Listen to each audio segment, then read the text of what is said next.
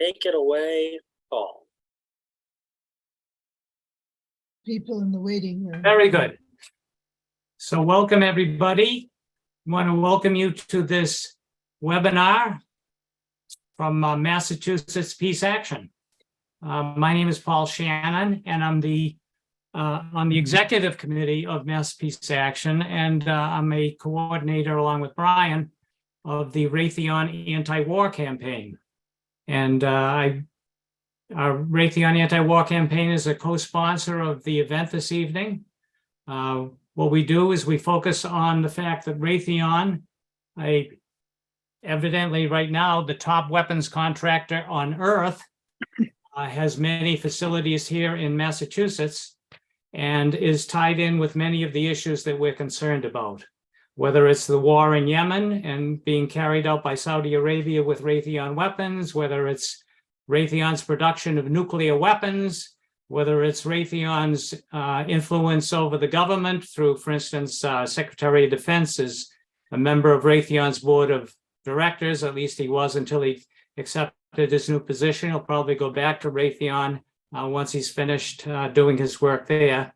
And so we want to invite people to participate with us in our public actions and in our lobbying activities and in our webinars focused on Raytheon as a key element of the military-industrial complex and as a key player in what's going on in our country, and especially in the area of war and peace.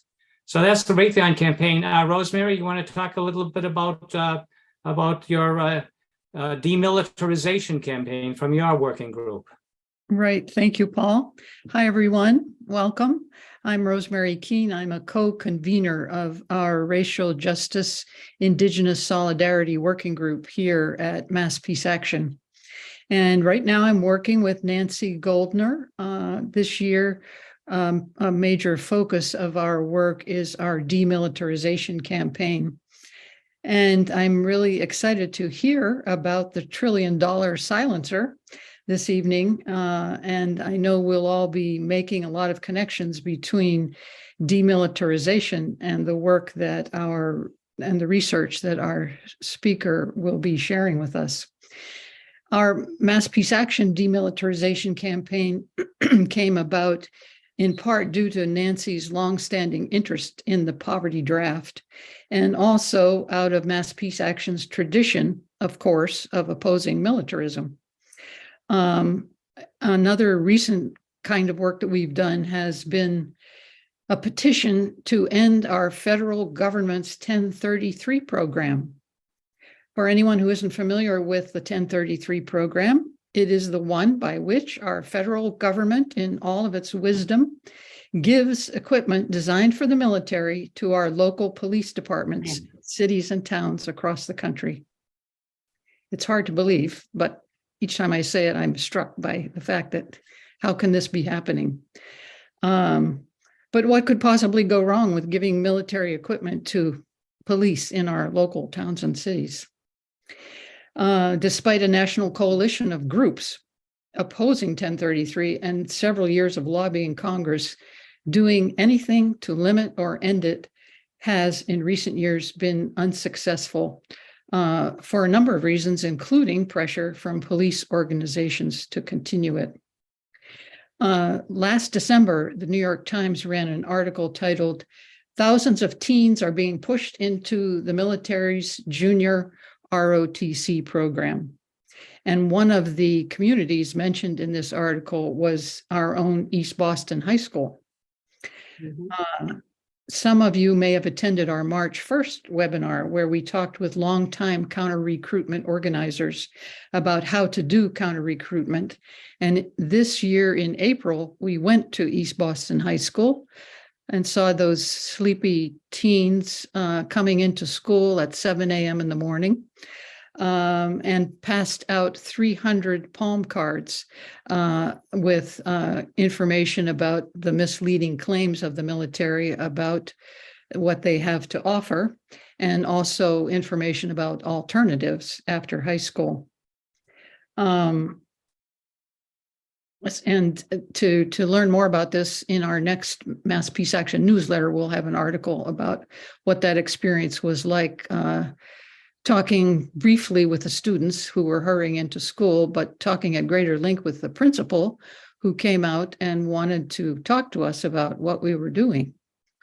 So in the fall, we're going to have a lot more volunteer opportunities, because we're going to be back most likely at East Boston High School, and maybe a school or two here in Boston, on this side of the river. And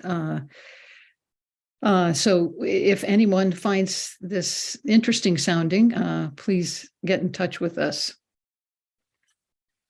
Thanks. I'll turn it over to you, Nancy. So welcome, everyone. It's very good to see you all here. And I'm first going to just let you know that when we get to the Q&A, you can use the reaction button to raise your hand. And Brian will unmute you so you can ask your question. We hope you will use the chat as little as possible during Joan's talking, because it's going to be quite distracting.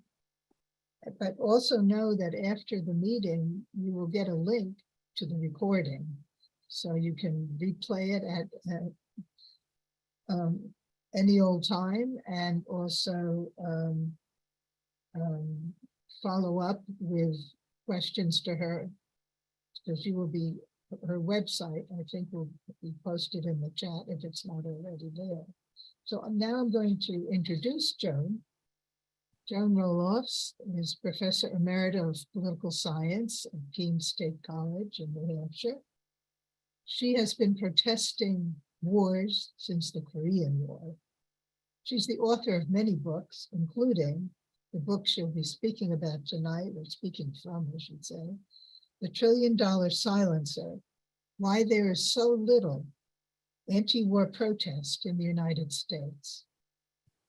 You can find that book on Amazon. It's published by Clarity Press and also at local bookstores.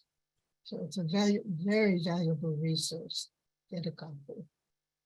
So tonight's presentation is taken from the book, in which she explores the deep penetration of the military into our civilian life. You will see it strikingly made visible in a map she has drawn of New Hampshire. And more about map making later. So let me turn now to Joan, and it's your moment to speak. Well, thank you. And I'm very happy to be talking at Mass Peace Action, because it's an organization that really has done some great things. My book starts out with the question, why is there so little anti-war protests, not only among the general public, but also very puzzling amongst progressive people, civil rights activists, academics, religious leaders, environmentalists, artists, and educated people generally. My research led to the conclusion that in addition to propaganda, fear, and distractions, there are interests, and these get very little investigation or visibility. And that is what my book concentrates on, although the other factors, of course, are very important too. And what bothers me is that it's not just the wars and the military operations that seem to be of little concern, but the militarization of our society and the environmental and health destruction and even deaths resulting from war preparation, as well as, of course, the threat of nuclear annihilation. Of course, there are many people who are too busy surviving in order to work on saving the world, but nevertheless, there are protests about all sorts of diverse issues, and also thousands of non-governmental organizations attempting to alleviate the ills of humankind. I think that may be one of the problems. There are too many organizations, and there's not enough work being done at the grassroots level in local political parties, for example. but I have no proof of that. In my book, I emphasize the aspects of the military industrial complex that are rarely discussed, including the role of philanthropy, nonprofit organizations, the entire educational system, small businesses of all types, and state and local governments. And I have to say, militarization is happening throughout the whole world, amazingly. It isn't as if it's only the United States, but I don't have time to research that right now at the whole world, but it's shocking throughout the entire world, and of course, Western Europe too. So what I'm hoping is that more of the scholars, journalists, and activists will explore this vast incursion of the military into civilian life, and then try to figure out how to change it. I don't know. I know what would be nice, what kind of a world I'd like, what kind of a government, what kind of a society.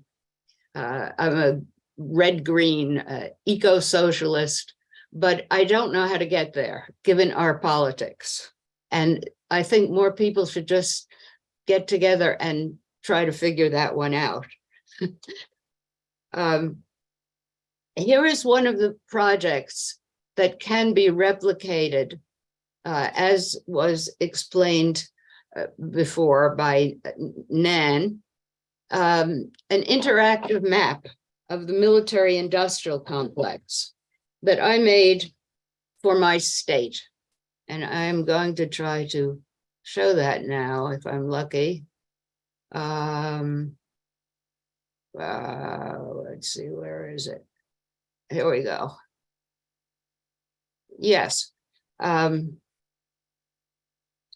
This is a map that you can expand, and I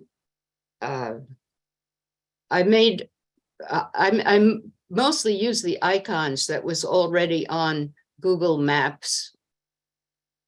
I made a couple myself, and this is the state of New Hampshire, and it's not all of it, of course, it would be too much. There are 131 points, different things, and if you click, it tells you what the thing is, National Guard Armory.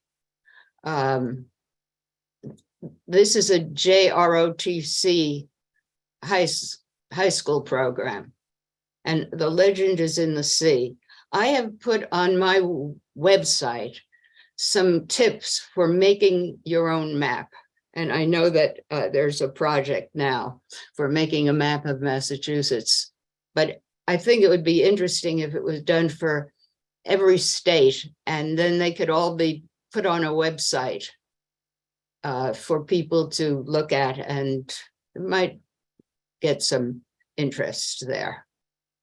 So you can also see this map on my website and click on what you want to click on. Here's a sample of some of the interests that I found that promote silence. And many of the interests are economic, but it isn't just bribery that accounts for the size of the military budget. The military budget props up a declining economy. It results in prosperity in some places and bare subsistence in others, and it still leaves devastation in many parts of this supposedly richest country. Here is a map from the US Small Business Administration of economically disadvantaged areas. And this is where it encourages businesses to locate and helps businesses to locate. This is called the hub zones. And you don't have to see the details, but just look at the extent to which the US government says these are economically disadvantaged areas in our country. And this is where they're trying to help businesses come in. It's quite amazing.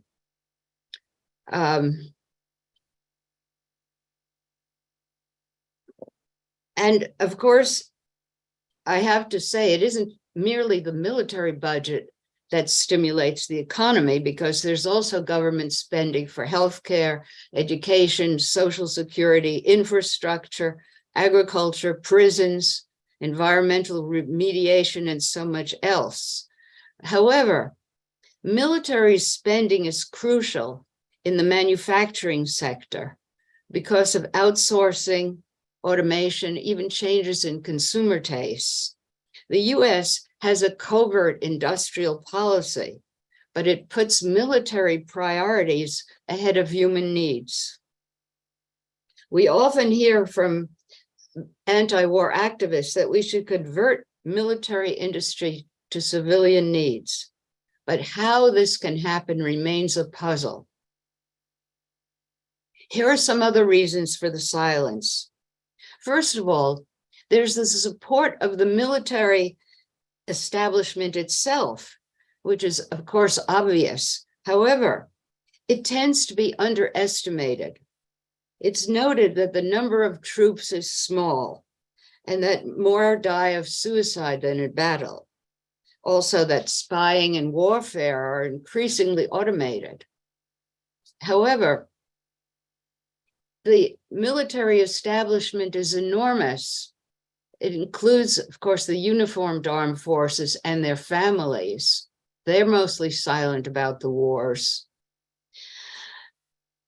Although they do protest polluted military bases sometimes and inadequate care for returning troops and veterans.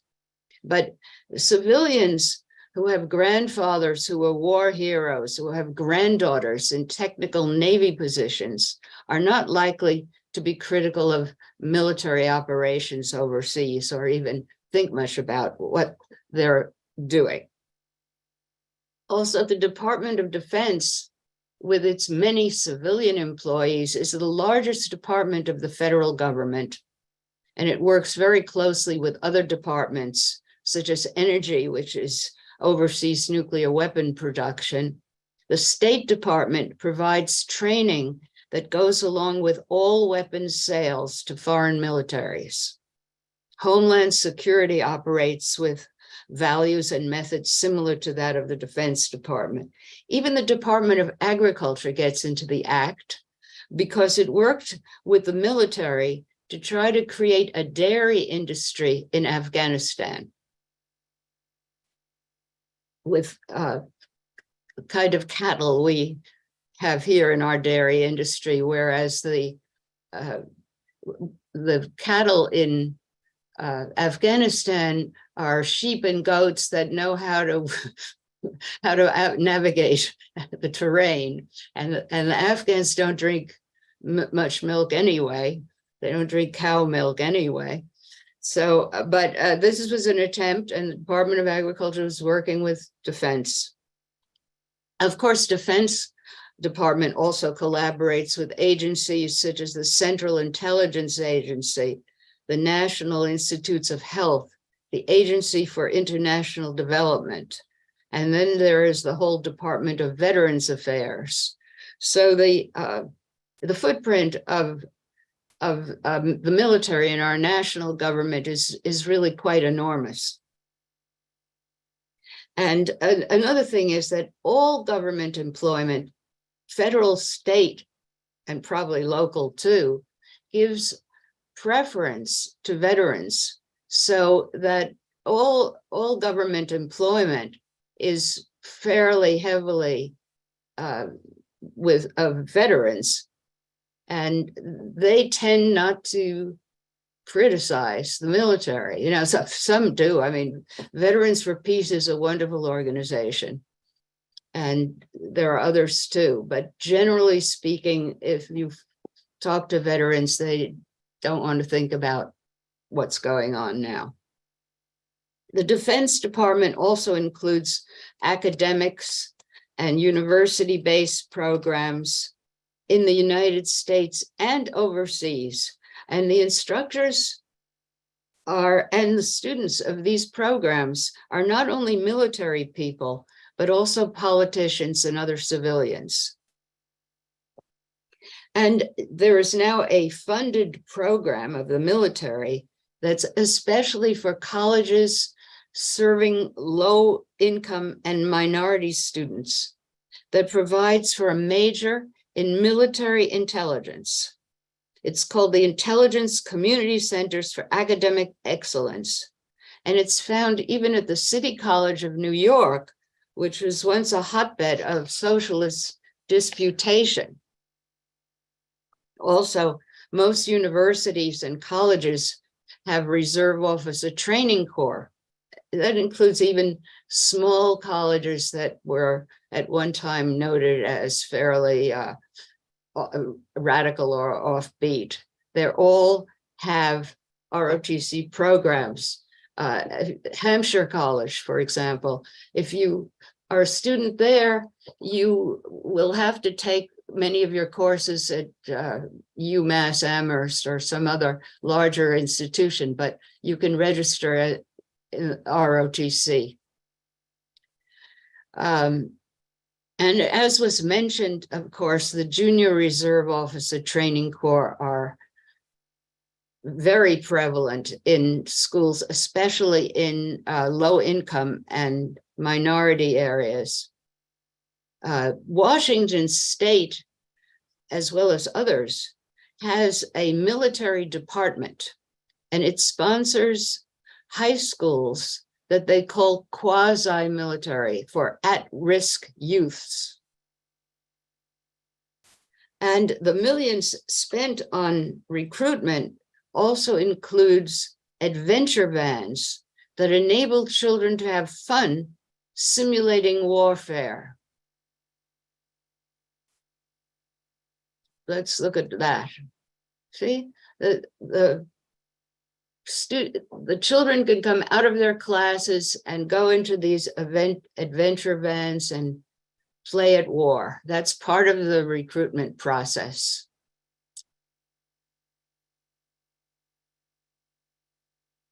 Oh, and the Defense Department also has an office that assists in the production of Hollywood films. There are several books about that experience. Another tremendous source of influence, even geographical, are the military bases that are in this country. They tend to be the economic hubs of their regions. In addition to all of the ones in foreign countries, estimated about 800, there are hundreds in the United States and its territories that are almost like small cities. Fort Bragg, North Carolina, is the largest base in the world. The businesses in the communities around the bases provide food, entertainment, housing, shopping, museums, car rentals, and so forth. On-base housing and food is often contracted out. So that's another source of profit and employment for both local and national businesses. In the book Homefront, anthropologist Catherine Lutz describes Fayetteville, North Carolina, where Fort Bragg is situated. It's a wonderful study of the militarization of a whole region. And of course, the bases here and abroad mean huge contracts for construction companies, for information technology installation, for facilities upgrading, and for environmental remediation. Even guard duty is contracted out. And of course, many civilian workers find jobs on the bases. The Defense Department spends billions, not only for weapons, but also for intelligence, logistics, and transportation. The US military is the largest consumer of fuel in the world. Furthermore, Humana, a private health insurance company, was among the top 10 defense contractors in 2020. And that's in addition to the whole Department of Veterans Affairs and VA hospitals. There are also a huge number of military personnel that have this privately contracted health insurance. And in my city, a manufacturer of wooden children's furniture received a contract to make cribs for Army-based childcare centers. And the federal government requires that its departments buy new USA-made products unless they're completely unavailable. Most childcare centers would either get imported stuff or secondhand stuff or plastic, but because the federal government requires US-made products, a lot of marginal industries are saved. They are rejuvenated. They have a new lease on life. Sports bras for the military, unlike almost all other bras, have been produced in the United States. The Defense Department also has major contracts with many non-governmental organizations. And this, a lot of this surprised me too, the extent of it.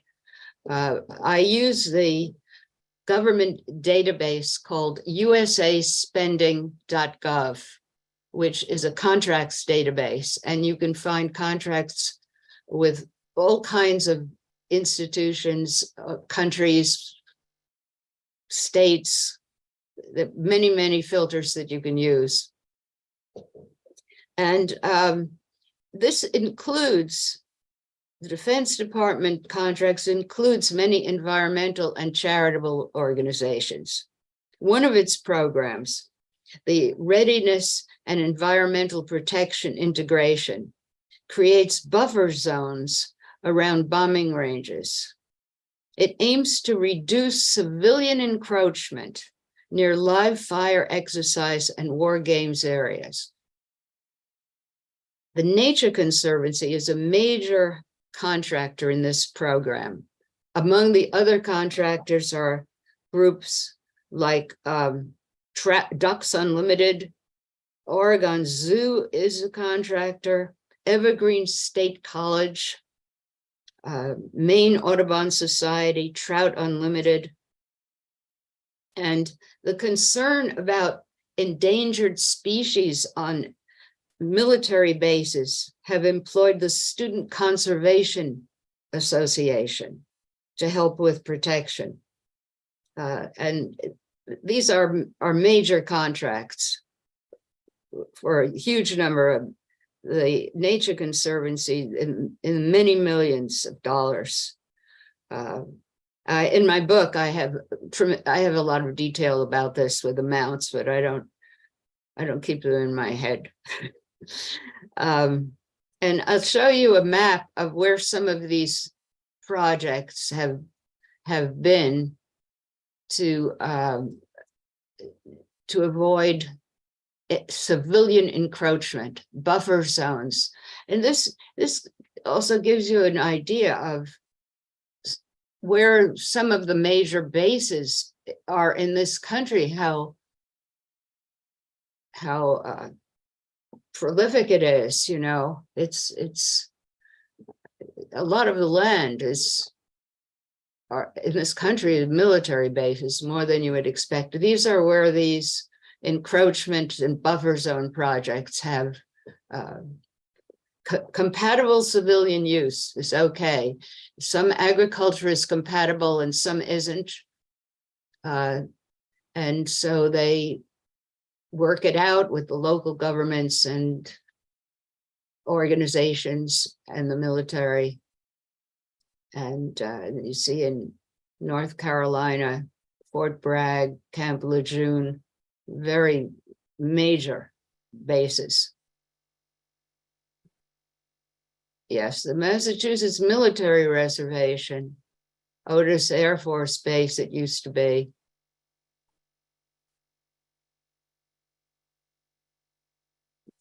Yeah. The other thing is that the military has vast contracts with Goodwill Industries, Lighthouse for the Blind, and other organizations that employ disabled persons. And these are contracts for janitorial services, furniture, clothing, and landscaping, other things. Of course, the Defense Department also funds university programs, research institutes, and think tanks, even though it has a huge contingent of in-house scientists, researchers, and policy experts. It also contracts for a surprising amount of biotechnology research in the US and abroad. And many of these research teams are multinational. So you have influence over the universities and research institutes all over the world. That's considerable. And everything is seen as a threat by the US military. So every discipline has a place in the military-industrial complex. And this even includes religious studies. The Defense Advanced Research Projects Agency, known as DARPA, found that religious people were prone to object to warfare using robots and cyborgs, which are creatures with electronic implantation. So ways of countering this prejudice had to be researched, and they gave contracts to professors of religious studies to find out how to get rid of this terrible prejudice religious people have. And just recently, the Defense Department funded a $90 million research center at Howard University, which had been a major part of the civil rights movement. The research is for the US Air Force in order to develop tactical autonomy warfare, that is, the use of autonomous agents. The Defense Department has its own philanthropy. It donates surplus equipment to the Red Cross, Girl Scouts, Boy Scouts, Big Brothers, Big Sisters, and others. And it disposes of surplus to state governments, as was mentioned in the introduction. And one example is the armored Bearcat, which my city has. I'm in Keene, New Hampshire, and we have a Bearcat. We have a Bearcat, and this isn't our Bearcat, but it's a picture I found online that I thought was legal enough to show. And that is, many police forces now have that, and they don't use it very much, but they don't want to give it up either. And yeah, all kinds of surplus equipment is given or sold at very little cost to these governments. Now, on the other hand, the private contractors, especially the weapons makers, are very philanthropic. They're particularly generous with minority and youth organizations, such as the Congressional Black Caucus, the American Indian College Fund, Boy Scouts and Girl Scouts. The weapons companies are donors to all the arts. So if you go to a museum, you will see the description and the logos and credit given to Lockheed, Raytheon, Boeing, whatever. They're also major supporters of women's organizations. And the contractors don't just give cash. They are partners in many cases. They fund joint programs, scholarships, and internships. They send tutors and mentors to public schools. they give their employees time off to do a lot of volunteering in the local community. They also sponsor a lot of STEM education programs, science, technology, engineering, and math, including the very popular robotics competitions in public schools. And the employees attend wearing T-shirts with company logos that children notice and remember. And if you have friends of children in these programs, you don't start dissing the companies necessarily. I mean, you might, but you know, it's not considered right. So I can show you a picture of these, and they're very, very popular. The kids love it. It's fun, but they are sponsored by, in New Hampshire, they're sponsored by BAE Systems, which is the largest military contractor in New Hampshire, a British-owned firm, and at one time was considered to be the largest military weapons producer in Europe. I don't know if it still is. It was British Aerospace, but now they just call it BAE Systems. Very, very politically significant in the UK, and in New Hampshire, of course, the largest military contractor.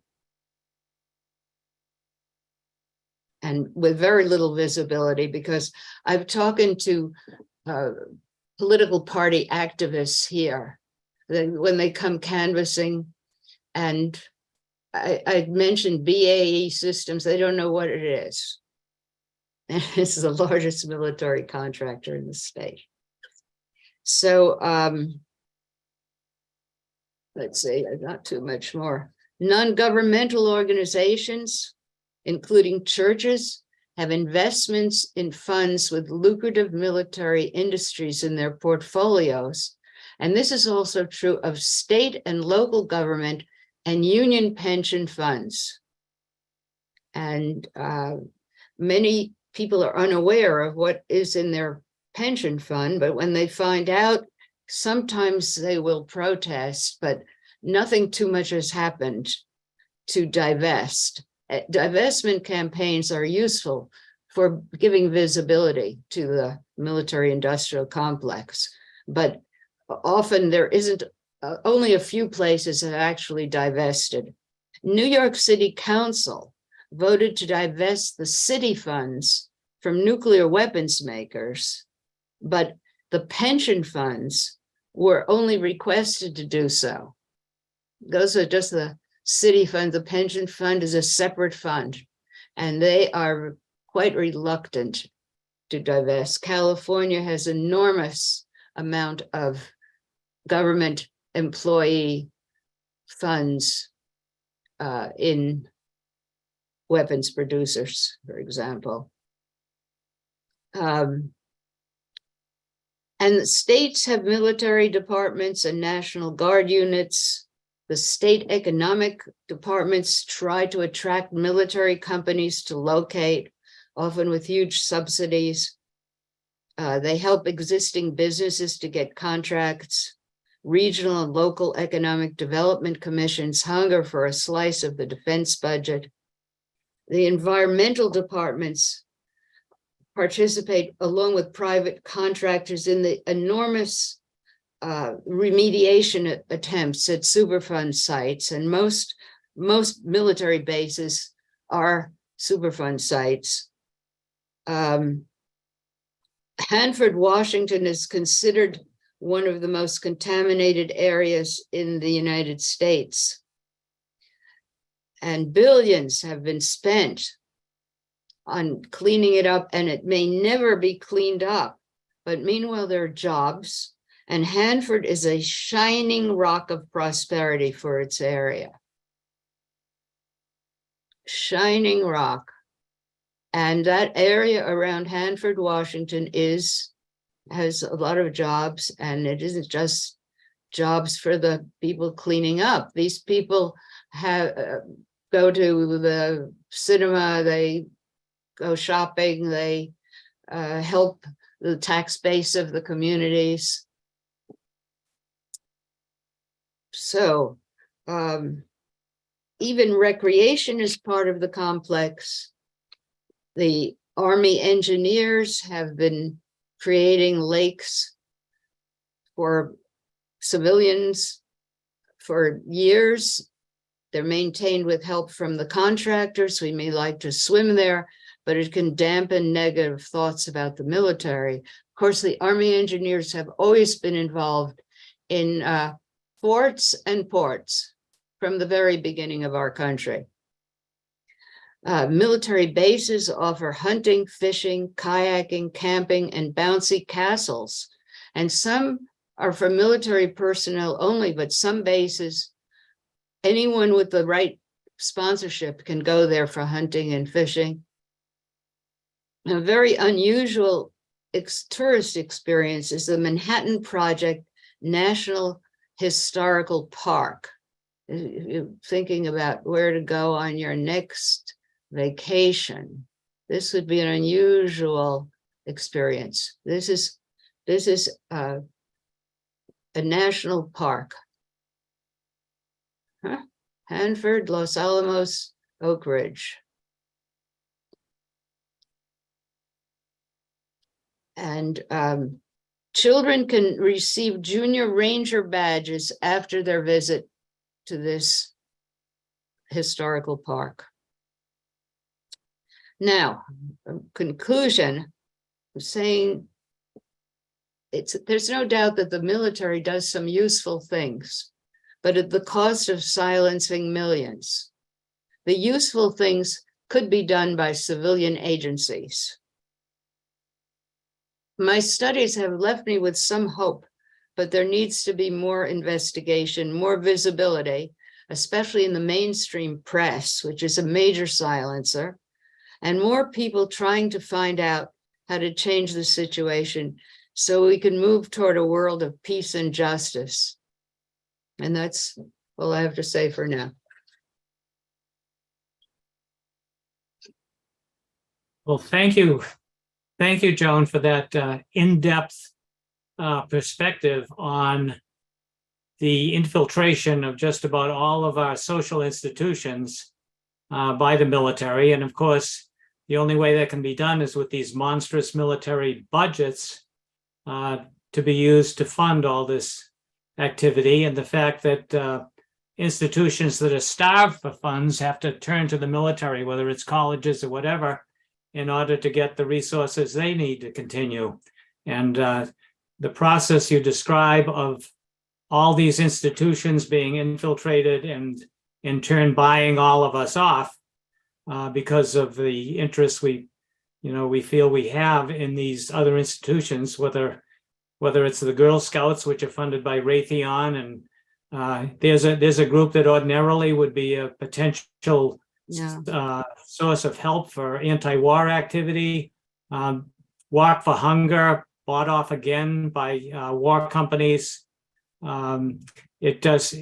The process you describe in the book is just amazing on how this works, because most of us have always thought about these funding of philanthropic efforts as ways of whitewashing what the military and these companies do. But the process you described is much more fundamental than that, in terms of the militarization getting right inside of all of us, because all of us are connected to these other institutions and to the culture that is being shaped this way. So that's a very, very important book.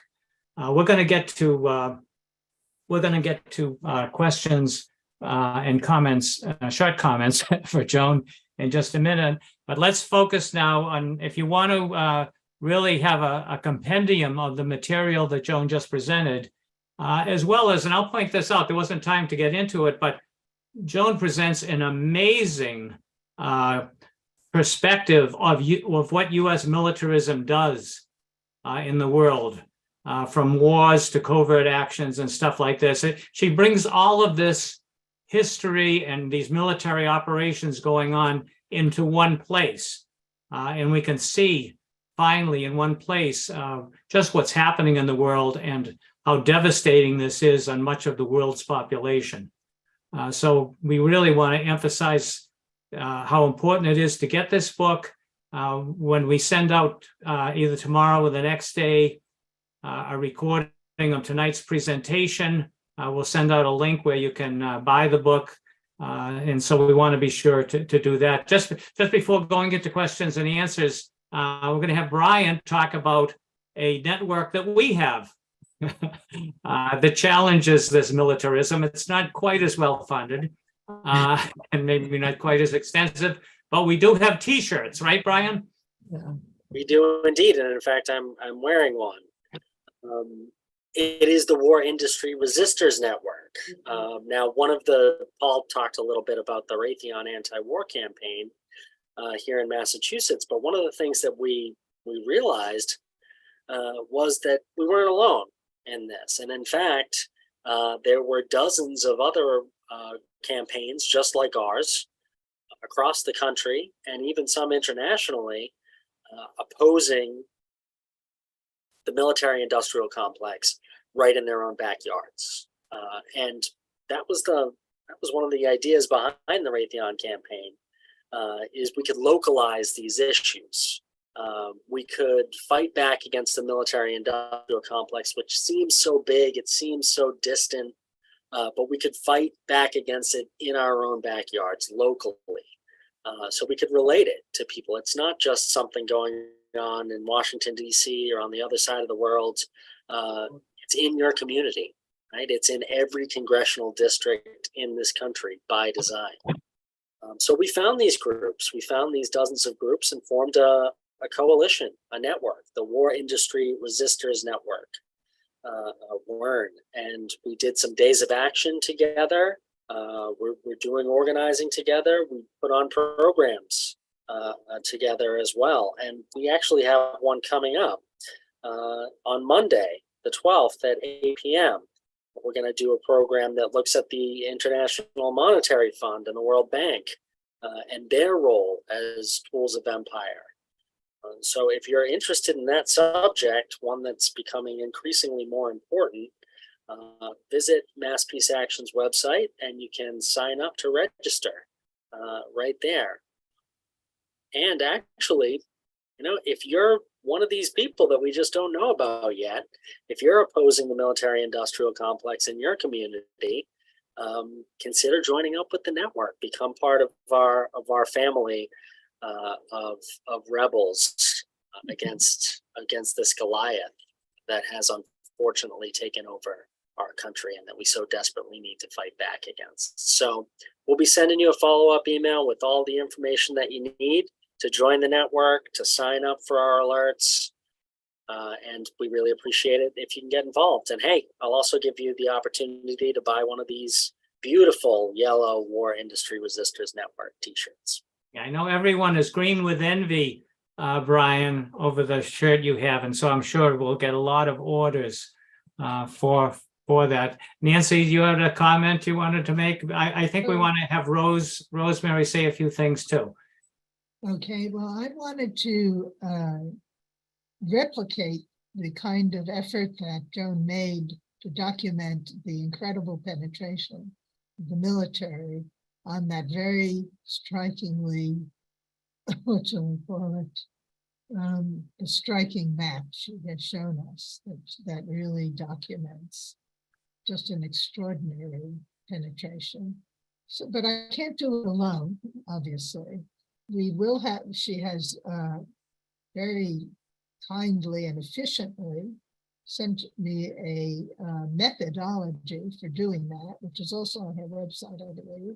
Yes. Not in Massachusetts, I care to undertake this somewhere else. At any rate, if Brian would post my email on the chat, nan.goldner@gmail.com, and you're interested in taking part in putting together this map for us here in Massachusetts, I welcome your presence and I will be in charge of getting it organized. Yeah, so this is a good concrete project. If people want to join with Nancy on Yeah, helping to create such a map of all these military bases and companies and everything else in Massachusetts, get in touch with her. We'll include her email along with all this other stuff in the follow-up email that we'll send out to this.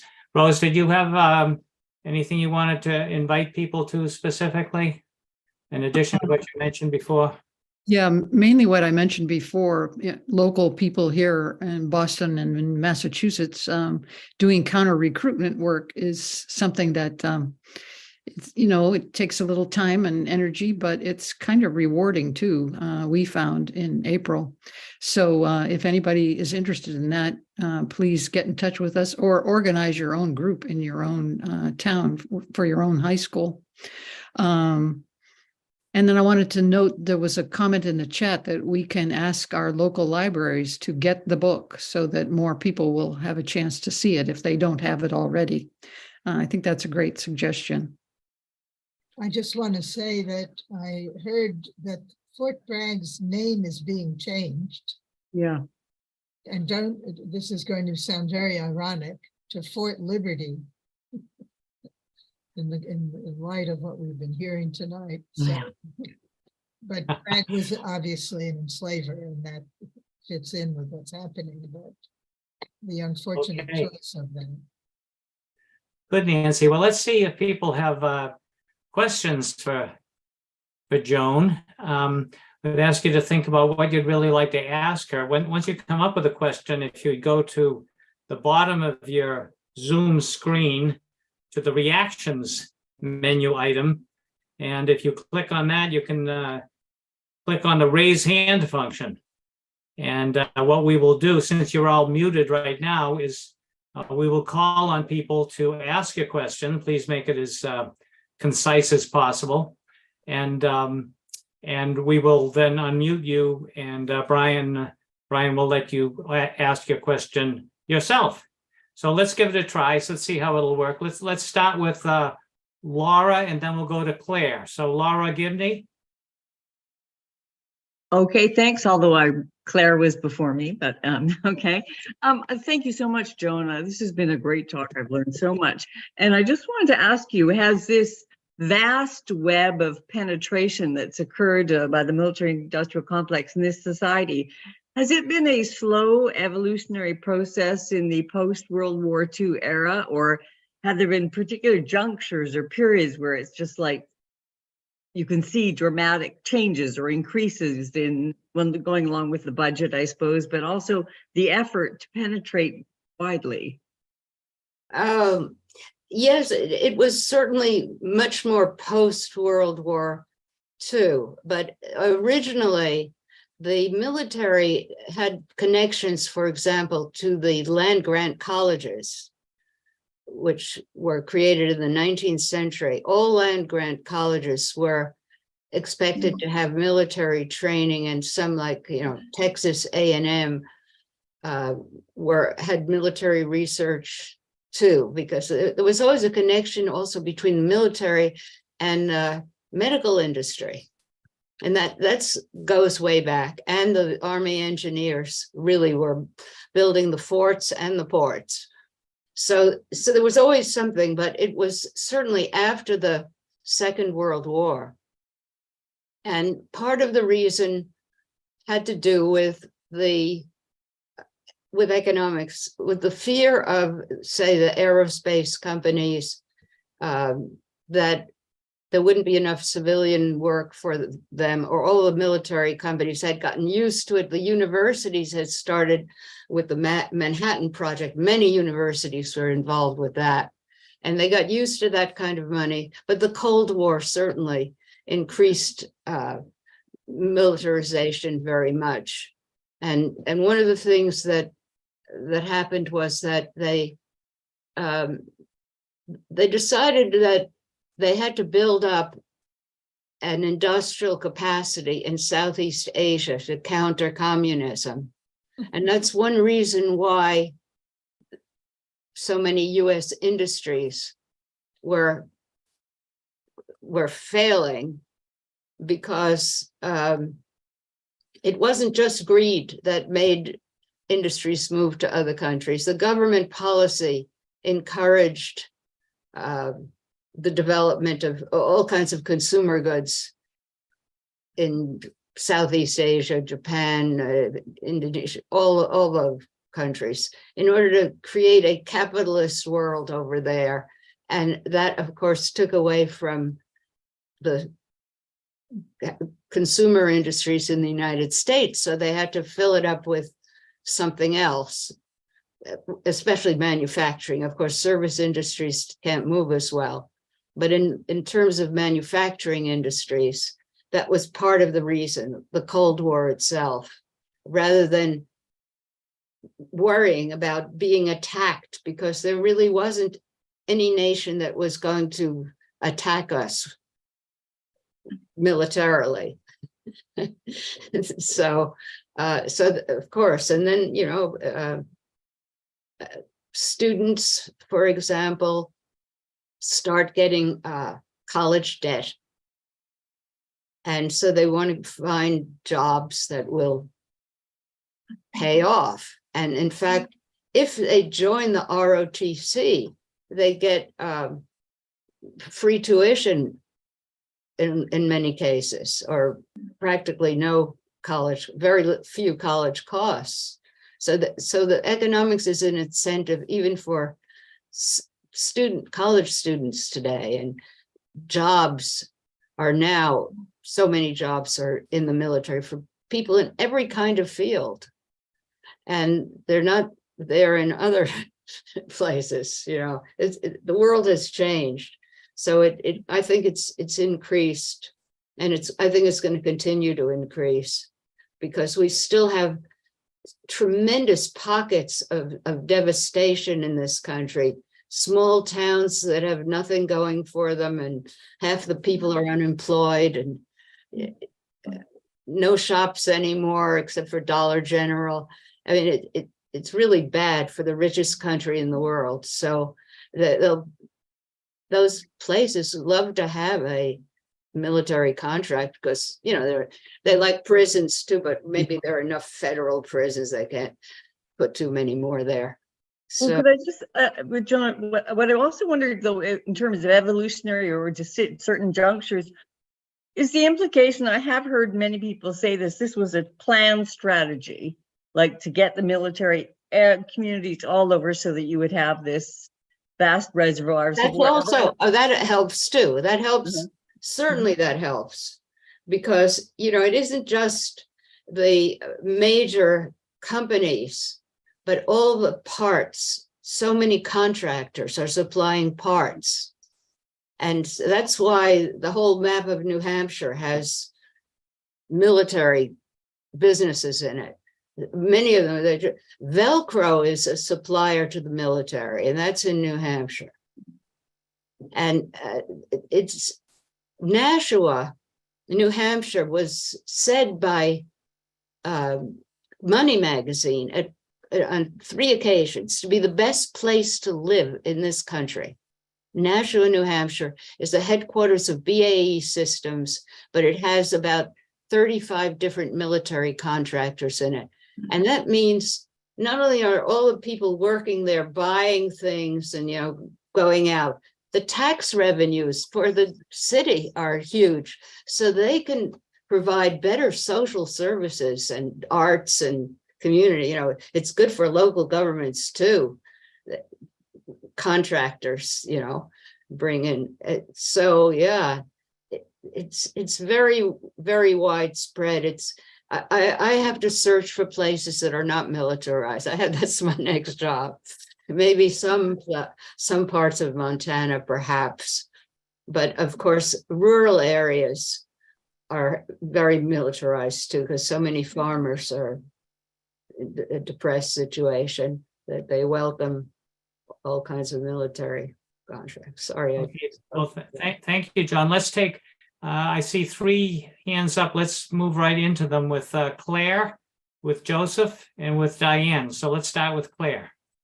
Okay, it is quite overwhelming. I think we face this, just all of us have been facing this, I believe, looking around and figuring out how we're going to change it. And I'm just wondering how much you encounter. And I mean, this isn't just for you, Joan. It's like people don't want to face something so overwhelmingly negative. Yes, And like, how can you even get past it? that's So I know right. in my thought, it's that it's important to link some of the crucial things that affect, especially young people, after all, the future, you know, like the climate crisis and a number of things, you know, the money we're spending on war, which Yeah, seems to always flow easily. We're not doing anything that's for the right. people here.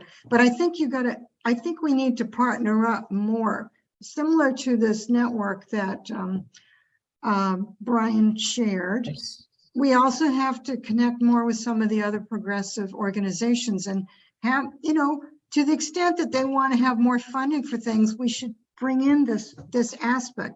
In order for that to change, we Yes, have to stop spending on the military. But it seems overwhelming, but we have to start somewhere. yes, it does. It certainly does. But I definitely agree with you. And I think we have to change the way children are educated also. I think we have to have organizations that are comprehensive for all children, not just, you know, children, rich children and poor children of different races.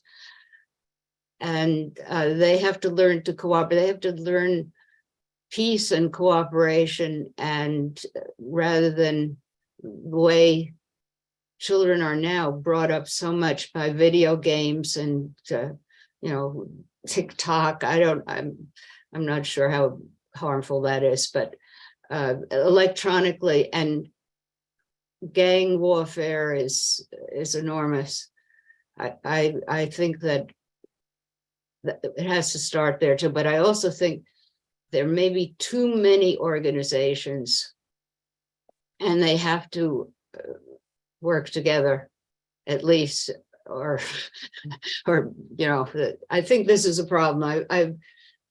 The number of non-governmental organizations in the world itself, I mean, there are thousands that work with the UN, thousands of non-governmental all over the world. And it's not I don't think it's the best way of making change, because there's a lot of misery in the world. Yeah. Okay, thank you, Joan. Let's go to Joe Kabatis. Try to be. Wait a second, Joe. Let's get you unmuted here. He's unmuted, I believe. Go ahead, Joe. Oh, it must be something on Joe's end. Joe, can you unmute yourself there? Hmm. You're still muted. Let's I think he's got it. But we still can't hear him. So let's try Diane and see if we can get Joseph fixed. okay. Diane, you want to go ahead? Diane Strading, Am I unmuted now? you're all set. Okay. I just had a question about the relationship between USAID, the contractors that do our dirty work all over the place, and USA spending. Does it fall under that, or are they completely different branches? Oh, well, this contract database includes the whole federal government, and you can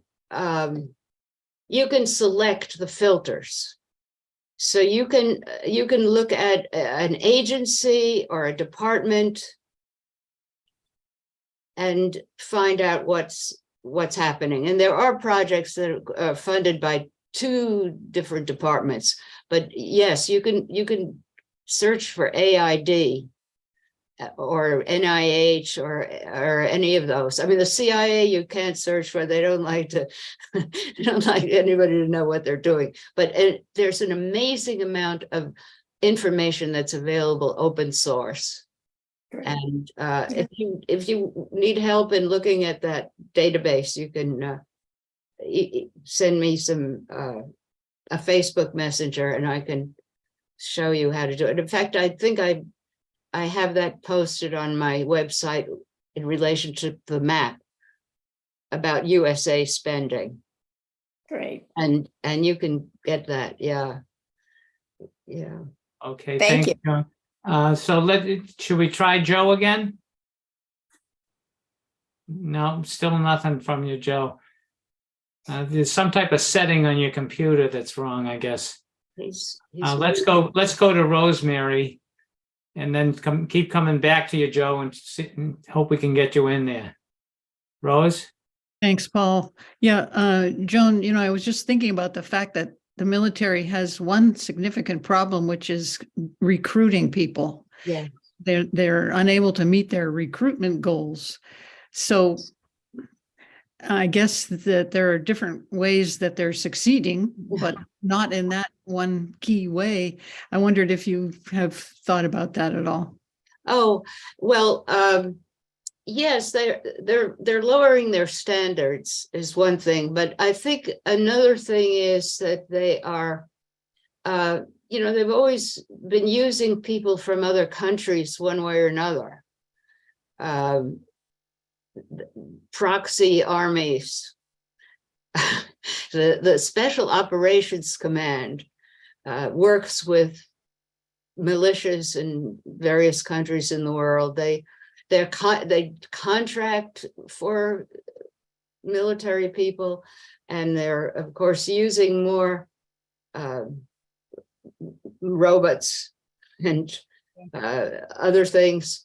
But I know they're having a lot of problem. They spend a fortune for each recruit that they make, but it doesn't stop them. I think they offer citizenship to people more quickly than otherwise. Yeah, you think if you had counter recruitment, it would help the matter, but a lot of children take the JROTC program a lot, and that includes propaganda for the military.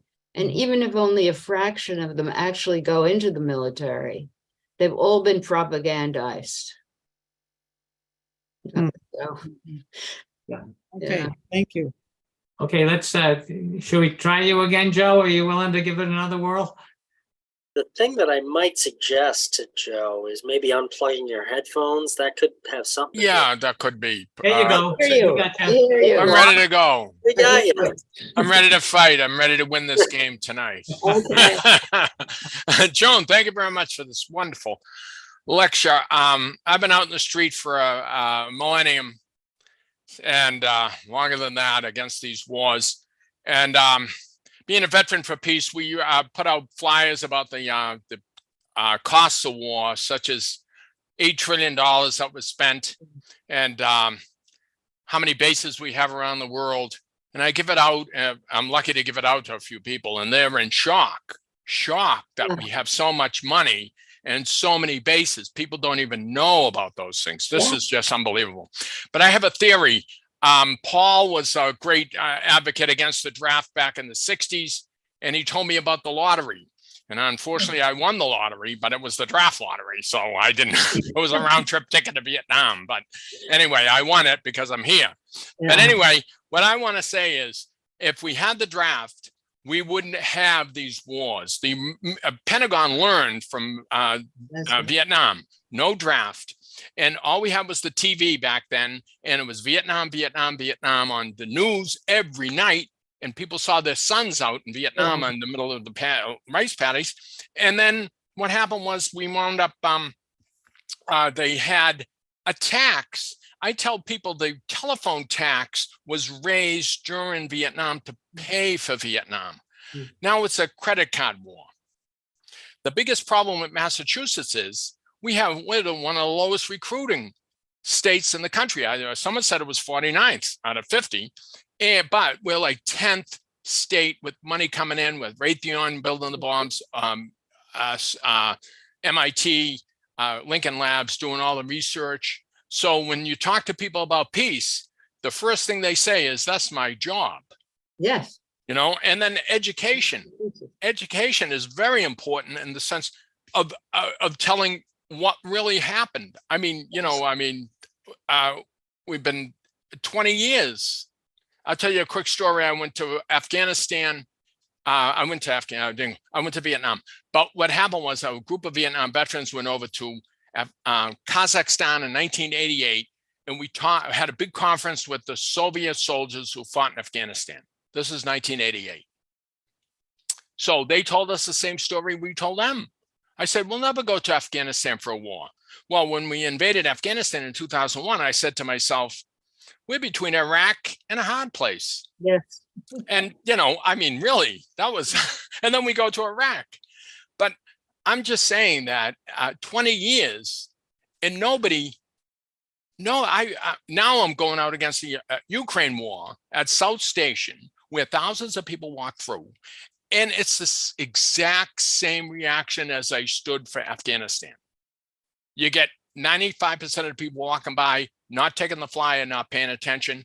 You get 3% of the people with the thumbs up and 2% of the people with the thumbs down.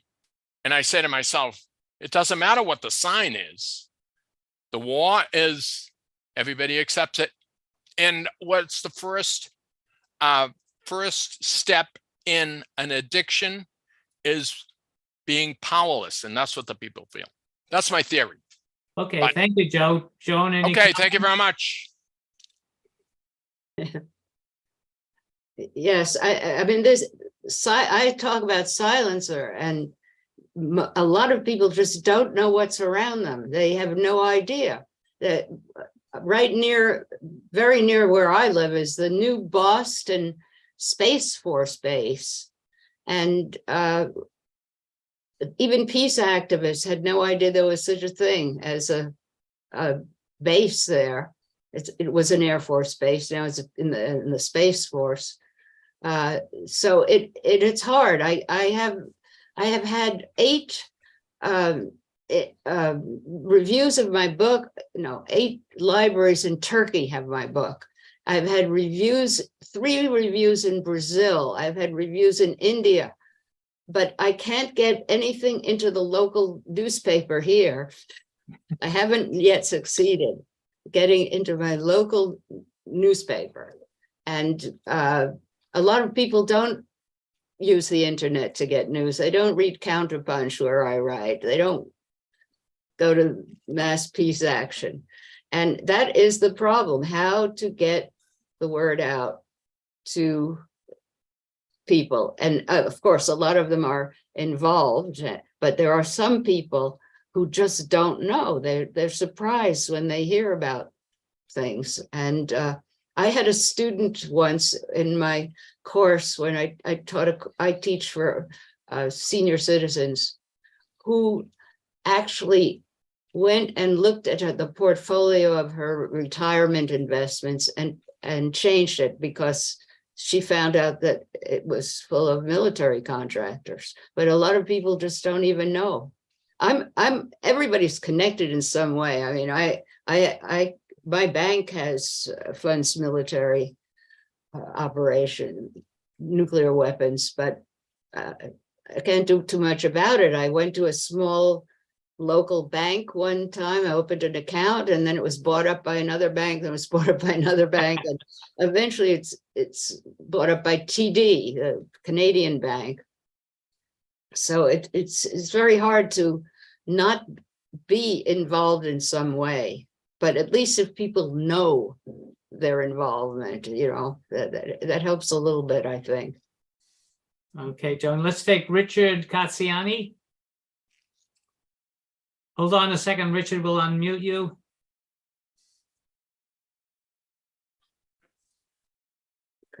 Any luck, Brian? No? You just need to click. It should be asking you to unmute yourself, Richard. Okay, I think I did it. You got it. You did it. Yeah, Joan, my God Almighty, the research you must have done on this book. I wonder how long did it take you? Well, okay, let me tell you the truth is that I started the research many years ago. So I had a whole series of articles in Counterpunch. The first one I wrote was about military contractor philanthropy. And then I wrote others over, that was in 2006.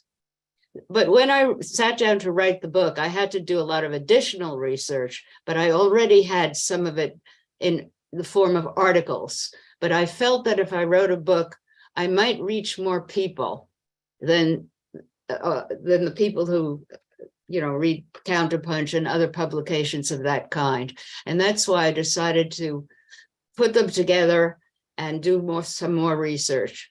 But it did take, I did have to sit at the computer all last year, and physically it was extremely challenging to me to sit so much. And it isn't healthy, but there's so much information I can't resist. I'm an addict, an information addict. Yeah, this is the military industrial congressional complex, Joan, you know what I mean? Everything. So what I'm asking you is that since the Congress is always appropriating money for the Defense Department without any questions, in fact, the budget, the defense budget just went up again. Yeah. Yes. What I'm saying is all the institutions that the Defense Department is supporting comes out of just the military budget, or is there a separate budget for all the other institutions that they're involved in? Well, there's a budget for the Energy Department, for example. The Department of Energy of the federal government is responsible for nuclear weapon production, essentially. And all of that comes out of a budget for the Department of Energy. The Department of State gives money for military training in foreign countries to anyone who, and also sometimes loans for buying US military weapons. So the Department of State budget, some of that is military, some of the Department of Interior is military, because so much of the bases and the bombing ranges are on federal land. So that's why I call it, and then there's the Department of Veterans Affairs that has its own budget. So the military budget, and of course, the budget includes things that the military doesn't even want or need. So they already have inoperable aircraft carriers, which the military doesn't really need at all. And they keep producing new ones that are also inoperable, and they cost billions of dollars. And the F-35 plane also is, it isn't very functional. They have even better planes that are earlier, that are more functional than that.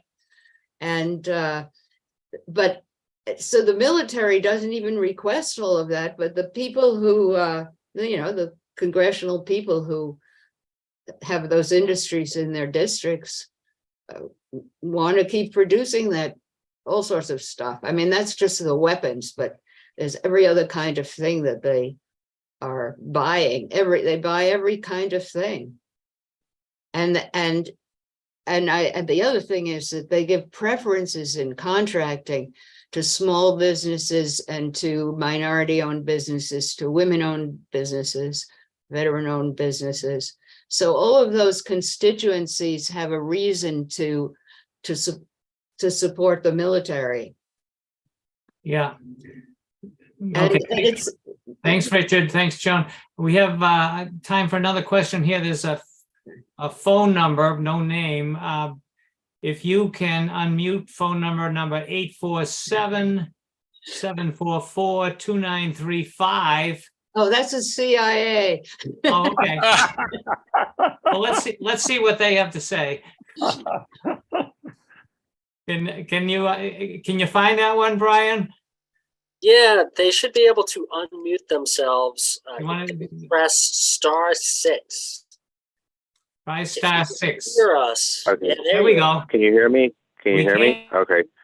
Okay. No, I'm not from the CIA. Never have been. You know what the CIA stands for anyway? The Committee to Intervene Anywhere. Anyway, Jake is my name, calling from Chicago. I'm Welcome, part of Jake. Chicago area peace action. Thank you for your talk. How many military contractors are there, and how much competition is there between the different contractors? Oh, how many military contractors are there?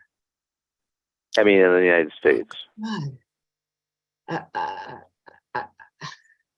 I can't answer that question. There are so Okay, many okay. because they're all kinds of people. I mean, there are professional organizations that are military contractors. I would suggest that you take a look at usaspending.gov, which Yeah. is a contract database, and fiddle around with it, looking for different things, because there are contracts from the Department of Defense to universities in France, in UK, Right, in right, Thailand. Right, sure. And you know, I can't add them up. I can't even add up Sure, how many sure. one company gets, because each contract is listed separately. So I was told that in the 1990s the rules were changed so that there were all kinds of mergers. Now we got only 6 or 7 major contractors to supply about 90% of the needs of the Pentagon.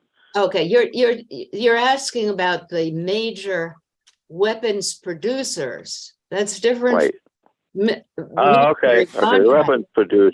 The weapons producers, right. Yes, And they're merging all the time. I mean, even since. And so the result is that there's little or no competition, and so they just charge whatever they want, and the price has gone up and up and up to the taxpayers. Yeah, but you see, they make specifics for each contract, and so only one company is offering a particular kind of weapon. So it's hard to get competition anyway. No, there certainly has been consolidation amongst the and even since my book is published, they probably one company has merged with another company. But as I mentioned, one of the 10 top contractors in 2020 was Humana, which is a private health insurance company. It was higher than VA systems or anything like that in the amount. And by the way, one good place for statistics is the Stockholm International Peace Research Institute. Has a lot of information on military contractors all over the world. Yeah. So Humana is a military. So Humana is a military contractor. Yeah. Yeah, they sell insurance. They sell insurance to the Department of Defense. I gotcha. Okay. Jake, in terms of your question and the points you're raising, I assume you've heard of the 60 Minutes program a couple of weeks ago. We have a link to it if you want, that talks about that consolidation of the top contractors and how much waste there is and all that type of stuff. Right. No, I saw the program. Yeah, there's a lot of good stuff in that.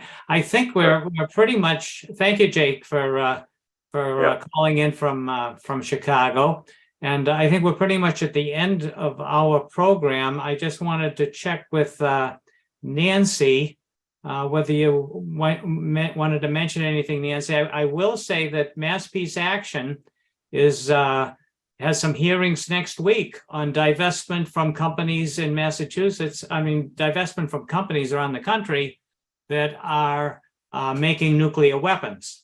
And those hearings will be next week. And we desperately need people willing to go to those hearings and to even testify on why the Massachusetts pension plan should divest from companies like Raytheon, Lockheed, and the others that are making nuclear weapons, because a lot of us who get money from that pension plan are living off the money that these companies are making by those investments.